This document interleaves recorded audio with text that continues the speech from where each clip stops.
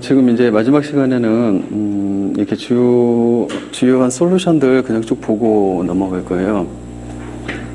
일단은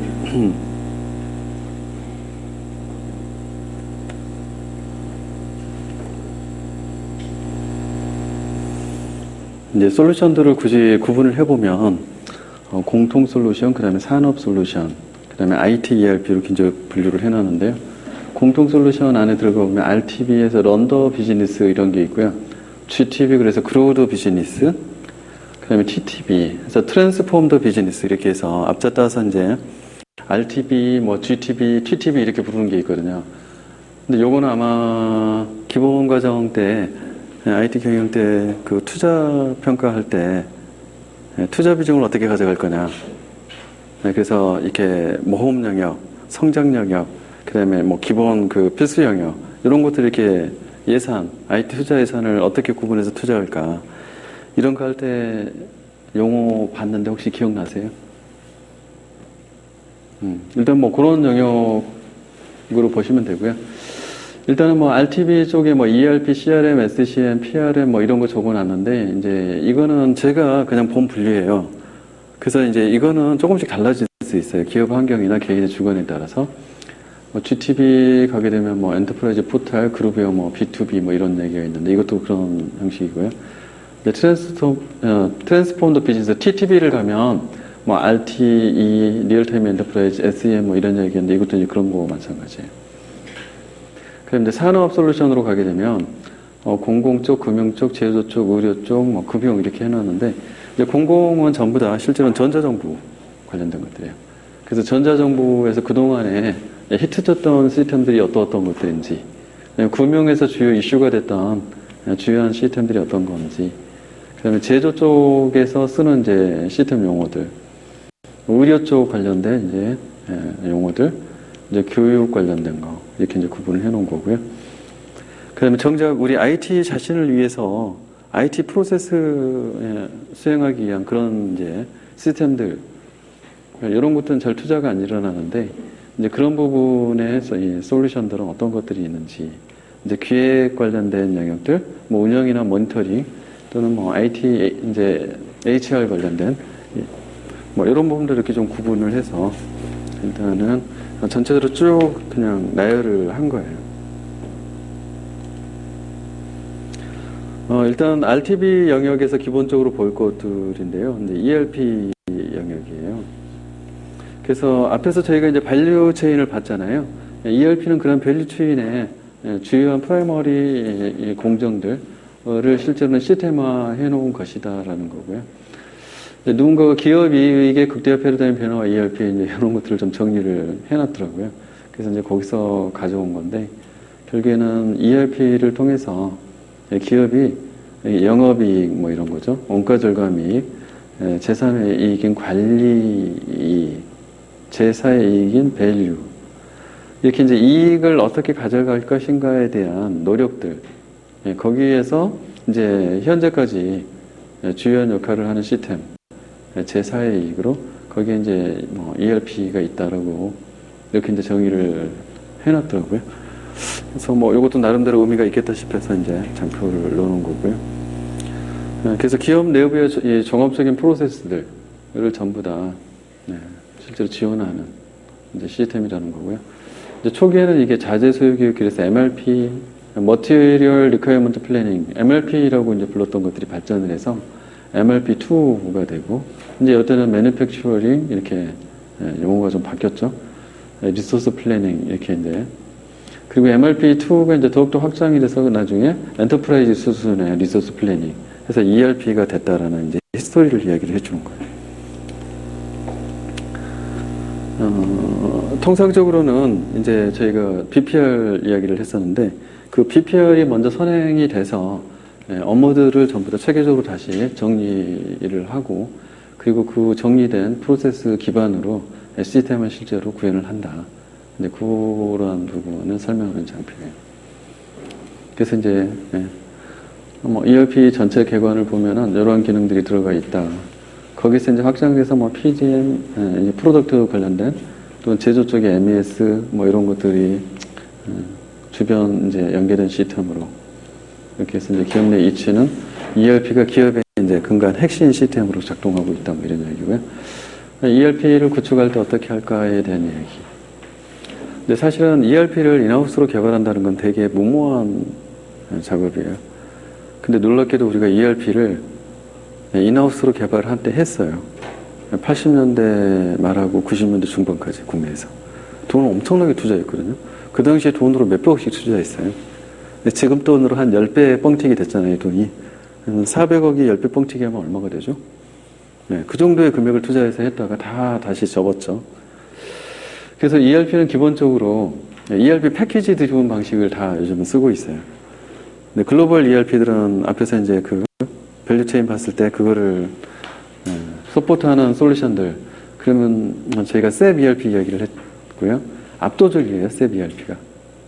그 다음에 이제 오라클 ERP 일부 뭐 쓰고, 그 외에 이제 여러 가지 ERP를 조금씩 쓰는 이제 그런 거기 때문에 결국에는 전부 다 패키지 드리븐 방식, ERP 드리븐 방식으로 프로젝트를 수행하는 거고, 이제 빅뱅이냐 또는 페이스드 어프로치냐, 조직 전체를 한 방에 그냥 오픈할 거냐, 아니면 이렇게 지역별로 나눠서 오픈할 거냐, 또는 시스템의 일부 기능을 차례차례 오픈할 거냐, 이런 것들이 이제 페이스드 오픈이죠. 그래서 이제 뭐 ERP 구축하게 되면 패키지 업체도 있고 개발사도 있고 컨설턴트도 있고 막 이래요. 그래서 서로 협업을 해야 된다는 거고, 그다음에 이제 실행 중심의 변화 관리 뭐 이렇게 되어 있는데요. ERP를 도입을 하게 되면은 노조가 일단은 막 반발을 해서 데모를 해요. 왜 그런 거죠?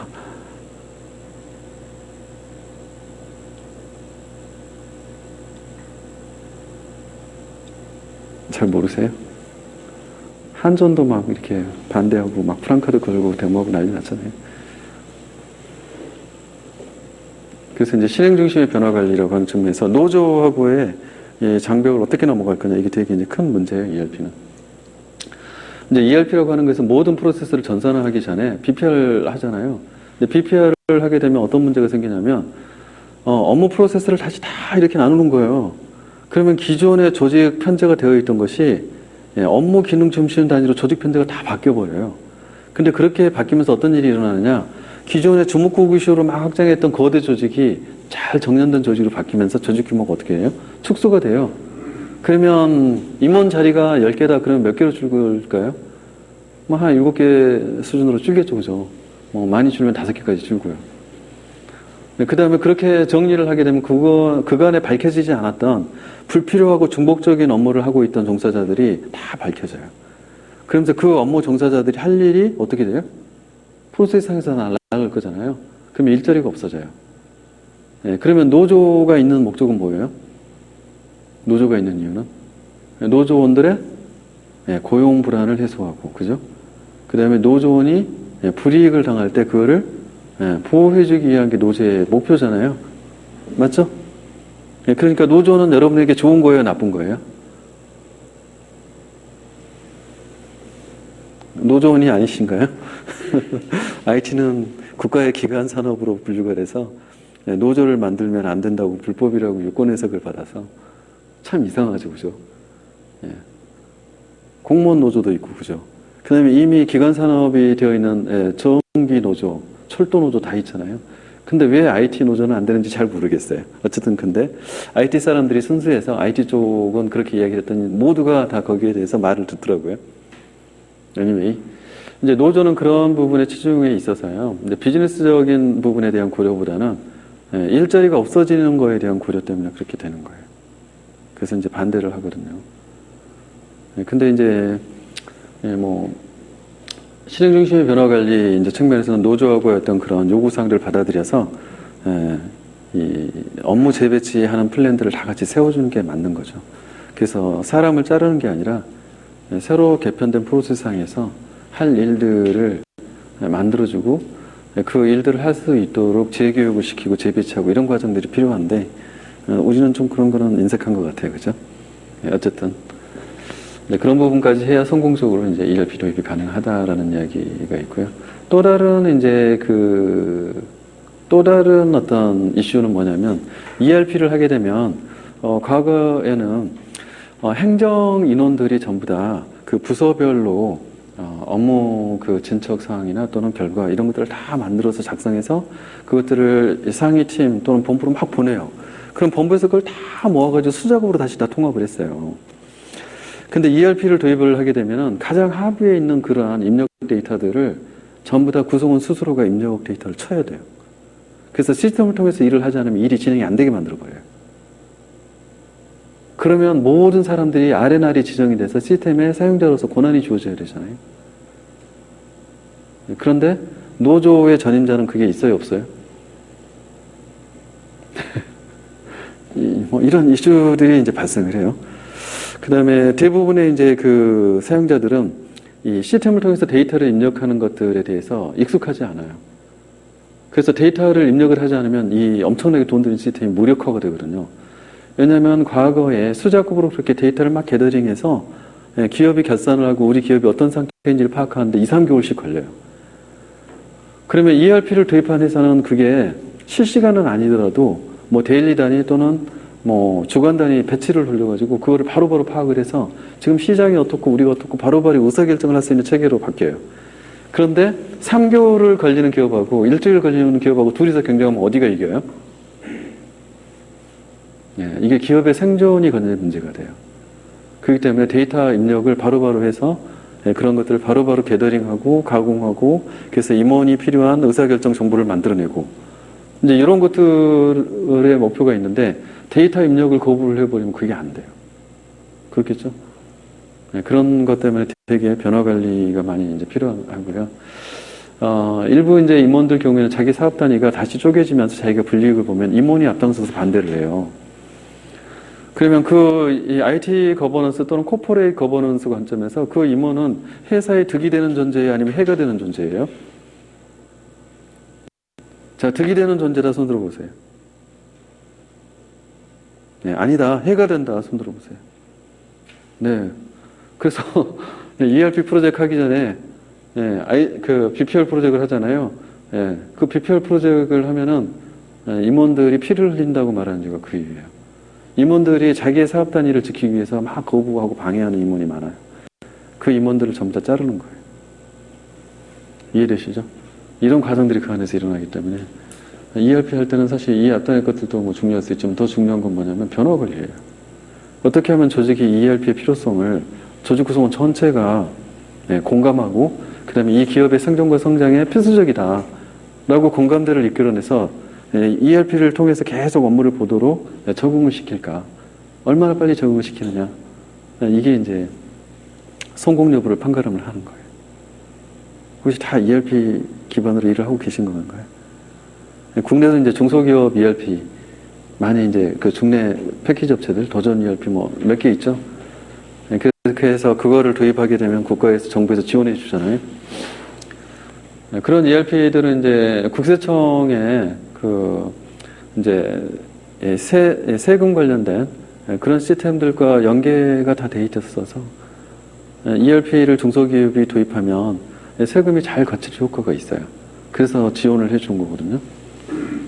그래서 별도의 이제 세무사 통해서 신고를 하지 않아도 그 시스템을 도입해서 구축하면 자동으로 주기적으로 세무 관련된 기업의 정보가 국세청에 신고가 된다든지 뭐 이런 것들이 되어 있는 거예요. 그래서 이제 뭐 ERP 관련된 뭐 장점, 단점. 네, 패키지 방식의 장점 이야기하고 있는 거예요. 패키지에는 기존에 잘 이제 정년된 BP 프로세스, 베스트 프랙티스 프로세스들이 이미 장착이 돼 있어서 그걸 가져다가 그걸 자신에게 맞게 조금만 이렇게 테일러링, 커스터마이징을 하면 돼요. 근데 국내에서 많이 시행착오를 겪었던 게 이런 것들을 가져다가 하게 되면은 잘 적응하기 어려워서 반대 의견들이 되게 많아요. 그러다 보니까 ERP 패키지를 도입할 때 엄청나게 많이 뜯어고치면 그러면 안 되거든요. 근데 대부분 국내는 많이 뜯어고쳐서 문제가 돼요. 왜냐하면 ERP는 주기적으로 업데이트가 일어나요. 근데 많이 뜯어고치면 업데이트된 모듈을 가져다가 업데이트를 못해요. 그렇게 되겠죠, 당연히.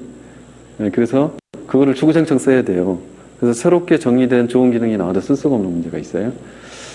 그 다음에 어거지로 뜯어 고쳤기 때문에 문제가 많이 생겨요. 그래서 시스템에 결함이 많이 생겨요.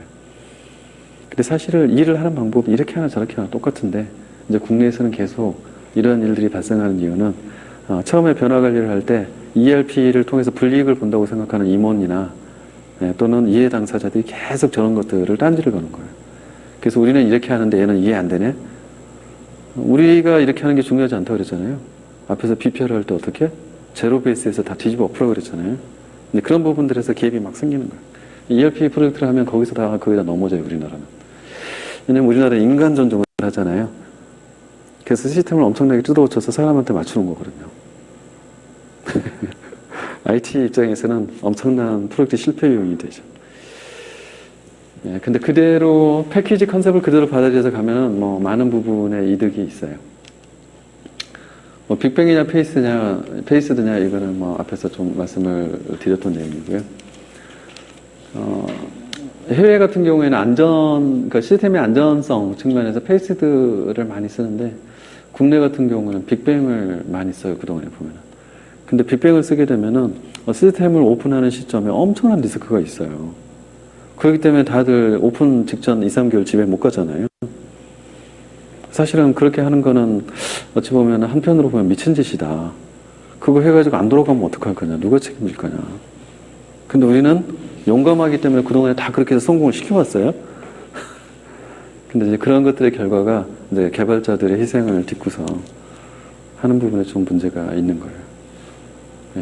어쨌든 빅뱅이라고 하는 것들은 굉장히 위험한 방식이지만 국내에서 많이 선호되는 방식이에요.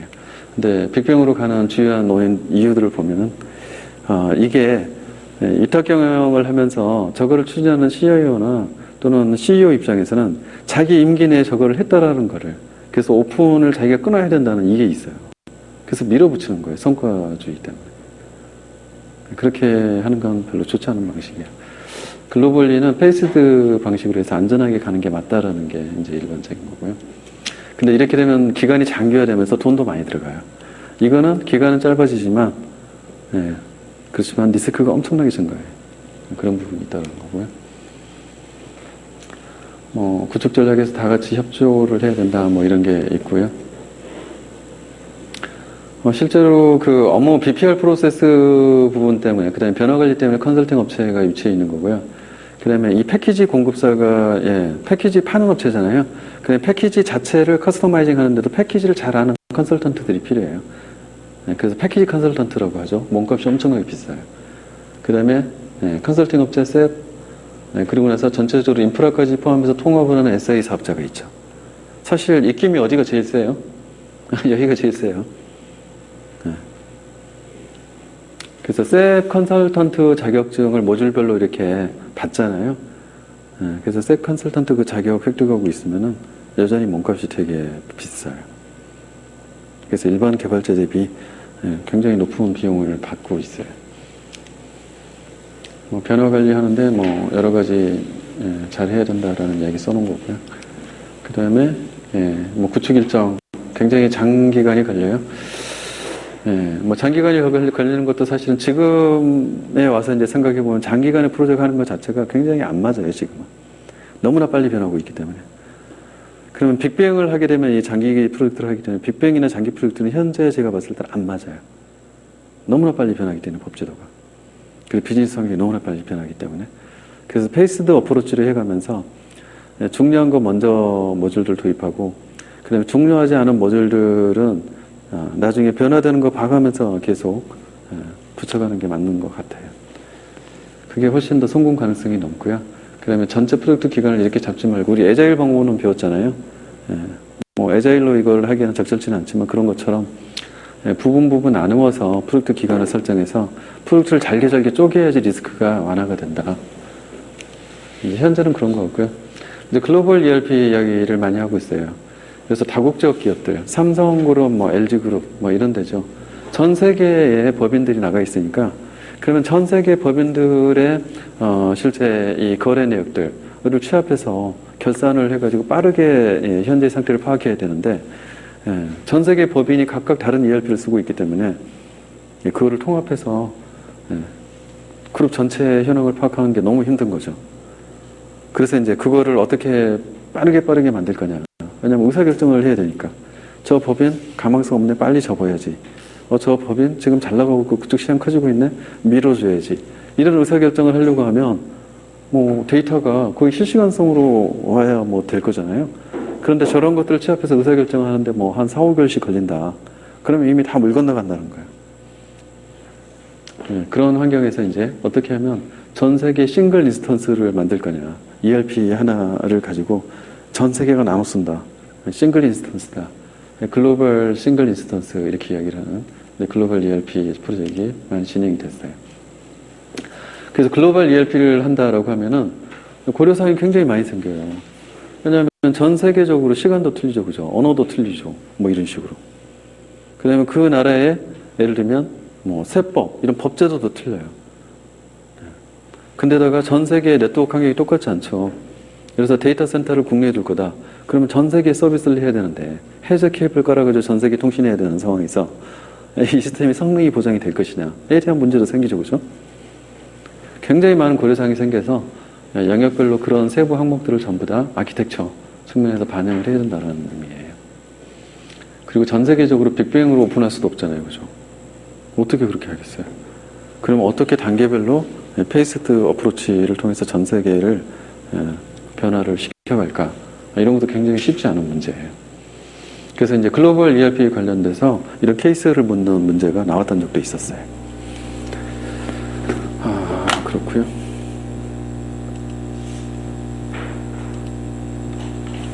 CRM이라고 하는 거는 이제 우리가 ERP라고 부르는 것은 이제 기본 밸류 체인 안에 있는 이제 것들이고요.